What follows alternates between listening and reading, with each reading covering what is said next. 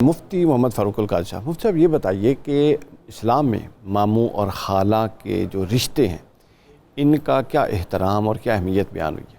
بسم اللہ الرحمن الرحیم۔ ایسا موضوع جو وقت کی ضرورت ہے، صحیح ہے، بہت خوبصورت انتخاب کیا گیا۔ قریب ترین رشتوں میں سے خالہ اور ماموں کا رشتہ ہے، بالکل ٹھیک ہے۔ اور ان رشتوں کے حوالے سے قرآن مجید میں جس ٹائٹل کے ساتھ ہدایت فرمائی گئی ہے وہ ہے قرابت دار، قربا۔ ٹھیک ہے، جیسا کہ قرآن نے کہا بالوالدین احسانا وبذی القربا، ٹھیک ہے، تم اپنے والدین کے ساتھ عمدہ ترین سلوک کرو اور اپنے قریبی رشتہ داروں کے ساتھ۔ ٹھیک ہے، قریبی رشتہ داروں میں والد کی طرف سے چچا، پھپھی، تایا، اور والدہ کی جانب سے ماموں اور خالائیں ہیں، بالکل ٹھیک ہے، بالکل اور صحیح، اپنے خون کے لحاظ سے بہن بھائی ہیں۔ بالکل ٹھیک ہے، یوں ہی قرآن نے سورہ نساء میں یوں کہا وَاتَّقُوا اللَّهَ الَّذِي تَسَاءَلُونَ بِهِ وَالْأَرْحَامَ، واہ واہ، کہ تم جو رحم کے رشتے ہیں ان کے حوالے سے اللہ سے ڈرو، واہ، یعنی ان کے حقوق کی ادائیگی کرو، ورنہ اللہ تعالیٰ تمہیں سوال کرے گا اور تمہاری اس کوتاہی پر تمہیں سزا دے گا، لہذا تم اس حساس رشتے کے حوالے سے اللہ سے ڈرتے رہنا۔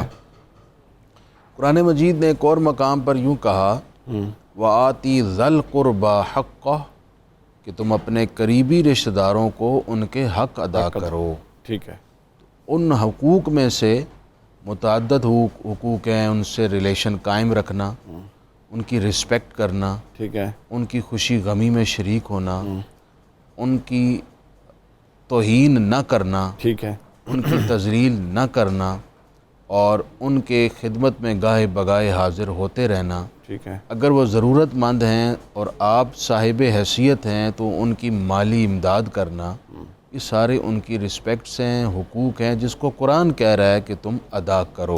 ٹھیک ہے، میں آپ کا انٹرو سن رہا تھا، آپ حضور پاک صلی اللہ علیہ وسلم کے ایک رشتے کا ذکر کر رہے تھے جو حقیقی اعتبار سے تو آپ کے ماموں نہیں تھے، کیونکہ ہماری آقا کریم علیہ السلام کی والدہ حضرت آمنہ اکلوتی بیٹی تھی، جی، ان کے قبیلے سے تعلق رکھتے تھے، بنو زہرہ سے حضرت سعد بن ابی وقاص، رضی تو اللہ، اس مناسبت سے حضرت سعد کو حضور اپنا ماموں کہتے تھے، اور آپ صلی اللہ علیہ وآلہ وسلم ماموں کہہ کر ان کو قربت کا، اپنائیت کا احساس دلواتے، واہ واہ واہ، اور اس رشتے کی اہمیت اور تقدس کیا ہے امت کے سامنے اس کا اظہار فرماتے۔ فرماتے، ایک مرتبہ آپ نے حضرت سعد کے لیے ایسا جملہ بولا اچھا، جو بہت کم اللہ کے رسول نے کسی کے لیے بولا ہوگا۔